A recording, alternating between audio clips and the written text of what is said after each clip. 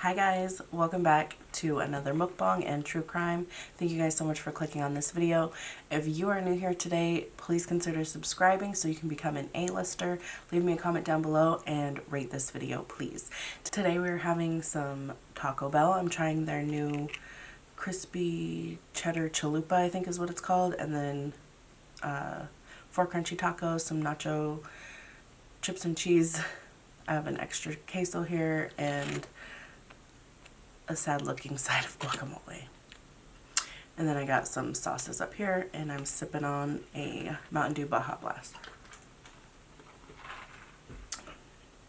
Alright, so before I get into the true crime, let's eat. Alright. Ooh. So I got 1 beef and 1 steak. I think this one is the steak, yeah. I'm just gonna add some of this. Might need to add more.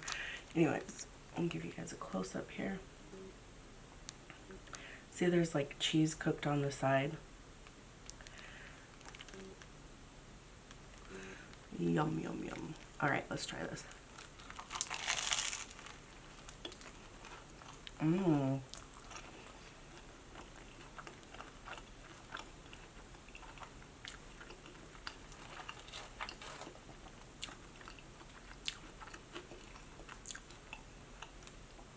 That's good. It's like crispy and then the chalupa is kind of soft in the middle.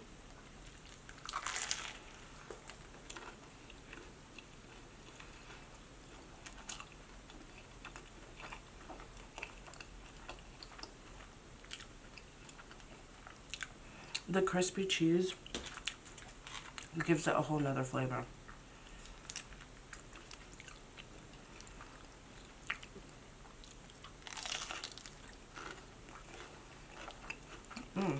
There's the meat.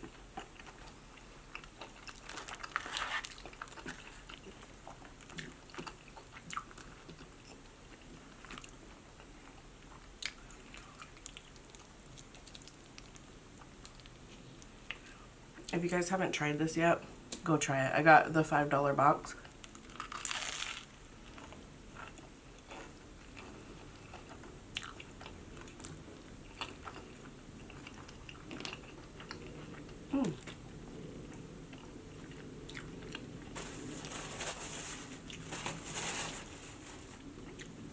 I ordered the $5 box and then I got another chalupa on the side.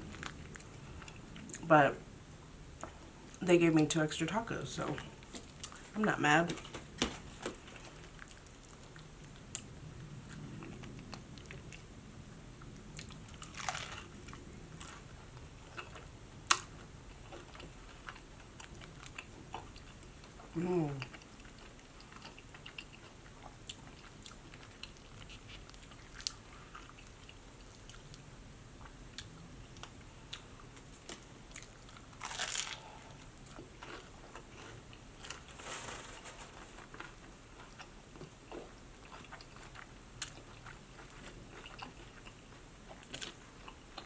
Dip it in some cheddar.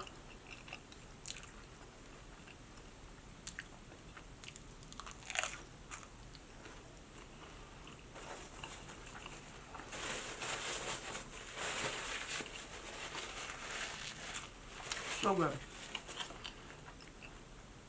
I will say it's more messy.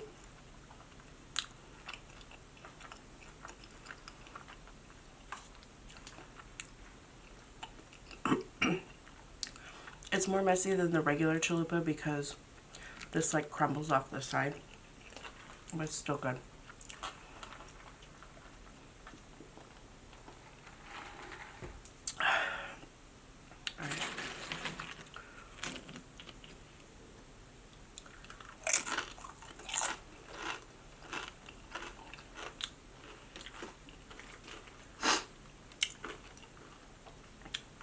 I want the cheese to be spicy, so I'm just gonna add some fire sauce to it. Oh yeah, I forgot I got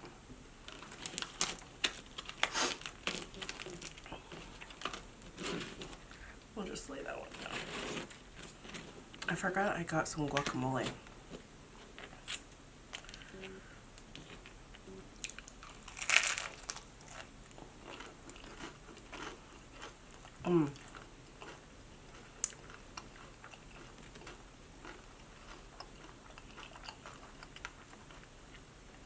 You guys, it has been a while since I've had Taco Bell.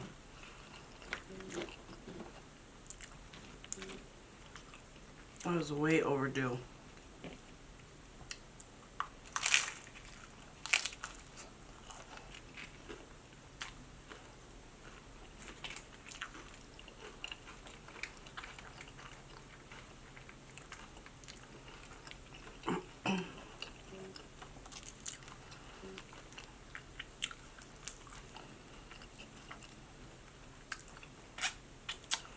Okay, so this true crime, it's about a girl who predicted her own death.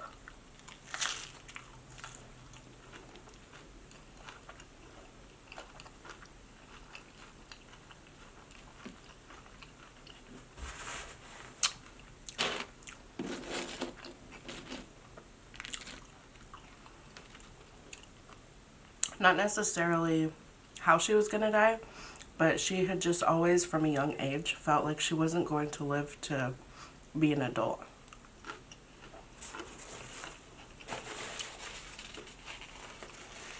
Her name is Catherine Hobbs. Catherine was born in California, and she had a sister.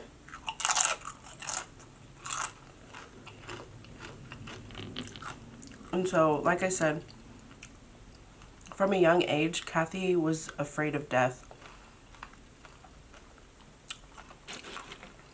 She had these premonitions that she wasn't going to live to be an adult. In fact, she was more specific that she always thought she was going to die when she was 16, or not live past 16. Her mom tried to reassure her, you know, everything's going to be okay. There's nothing to be afraid of.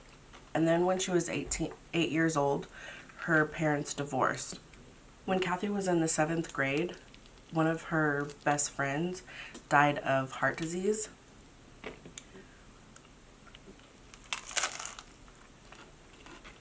And that put Kathy into like a depression, and it made her even more concerned about the premonitions that she was having. So her mom decided to move them out to Las Vegas, Nevada.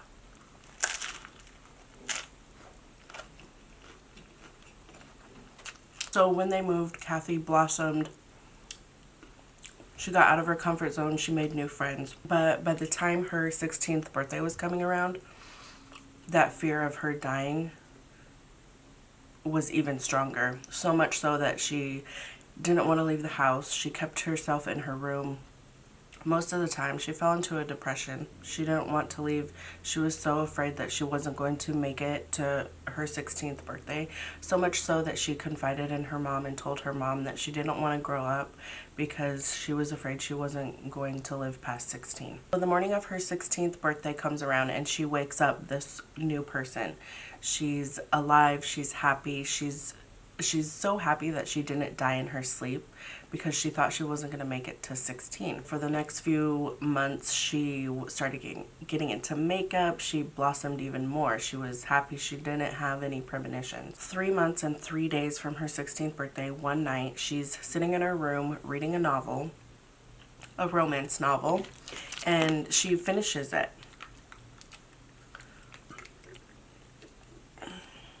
And she wants to get a new book, and this was 11 o'clock at night. She goes to her mom and tells her that she's going to walk down to the convenience store, which was a block and a half away. And it was normal for her to do that, for her to just walk down to the convenience store. And she told her mom that she was going to go buy her a new paper book because she had finished the other one.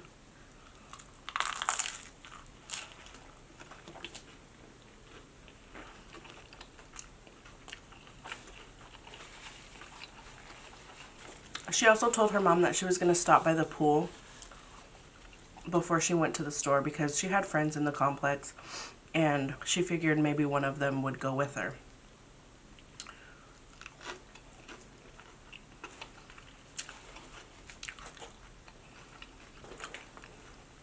So she gave her mom a kiss on the cheek, and that was that. She left for the convenience store. Little did her mom know that Kathy was never going to make it home that night. Her mom, that morning, at 3 o'clock in the morning, she got woken up by, she said she was having strange dreams, and she got woken up by a feeling of getting a thump on her head. And then she said she felt like this sense of something was happening, but then it like went away. Like she had this sense of calmness. Like at first it was just like, you know, you got hit on the head, and then like a sense of calmness, like everything's over now. And she went back to sleep. Then when she woke up in the morning, she went to Kathy's room and found out that Kathy was not in her bed. Her bed was empty. So she immediately alerted the police. They went to the convenience store where Kathy went, and there was the clerk there remembered seeing a girl. She was by herself. She didn't look like she was in any distress. She bought the paper book. There was receipts to prove it. She bought it at 11:17. So that proves that she made it to the store. So that's the proof that she made it to the store. She bought the book, but she never made it home. So police are assuming that it's an abduction.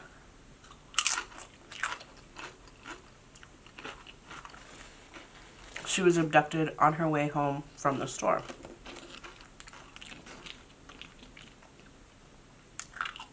There's media coverage about it, you know, about a missing girl. The police are looking around, you know, there's not really any clues as to what could have happened to her. And then 9 days later, about an hour away from Las Vegas, at Lake Mead, there's a hiker, and he's on his way back to his car. And he said about 150 to 200 feet from his car, he started noticing this stench. And so he investigated to see where it was coming from, and he found what was a decomposing body. And you can imagine most of Las Vegas, like the area around, is desert. Most of Nevada is desert. So you can just imagine. He alerted the cops, and the cops showed up, and they knew right away that it was Kathy.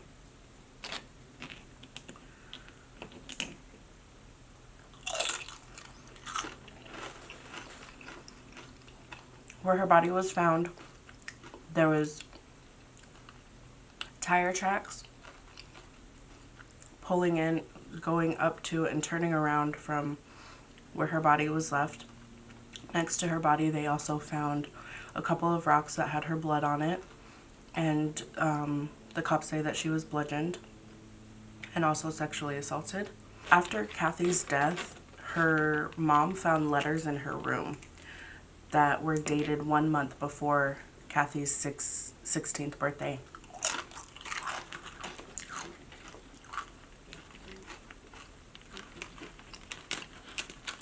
There was a letter for her mom, for Kathy's mom, and one letter for her sister. And they basically just said, you know, if you're finding these, you know, don't be sad that I'm gone. Live your life happy. Don't dwell on my death. You were the best mother. You know, go on and live your life, pretty much. And after those letters, her mom was fully convinced that Kathy wasn't lying about her premonitions. You know, she had predicted her death.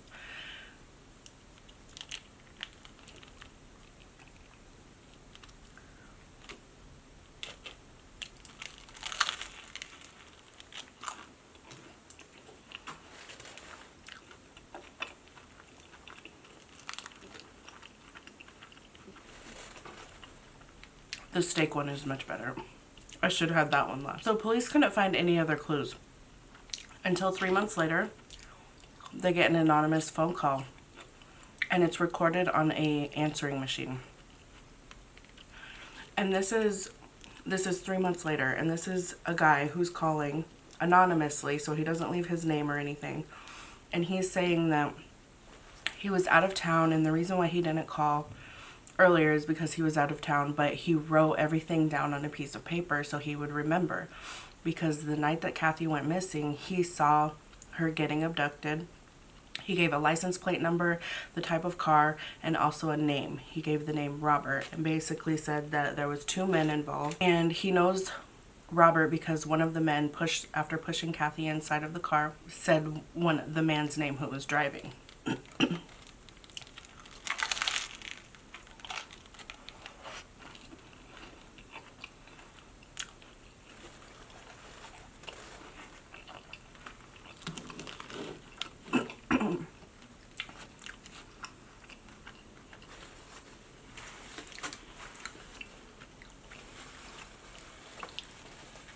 Now, to me, that sounds a little fishy because why would you wait 3 months? You know, why would you wait 3 months? He said the reason why he started, like, the reason why he wrote it down before he went out of town is because the girl screamed, so he thought it was like something serious.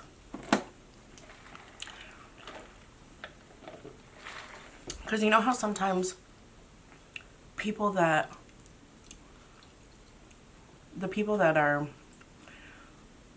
commit the crimes, sometimes they have a guilty conscience and they try to do something or try to tell somebody something just to get it off their chest, you know? And then there's the ones that just kind of want to be involved in the investigation and stuff, even though they're the ones who did it, so they can kind of keep one step ahead, if I'm explaining myself well.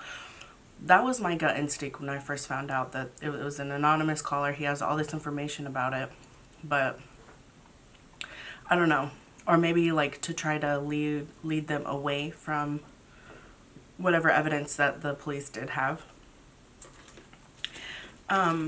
Yeah, that was just my first. It's kind of weird that 3 months later you would think any normal person would report it right away as soon as they found out this girl went missing at the same store that you saw some girl getting pushed into a car and by 2 men, you know.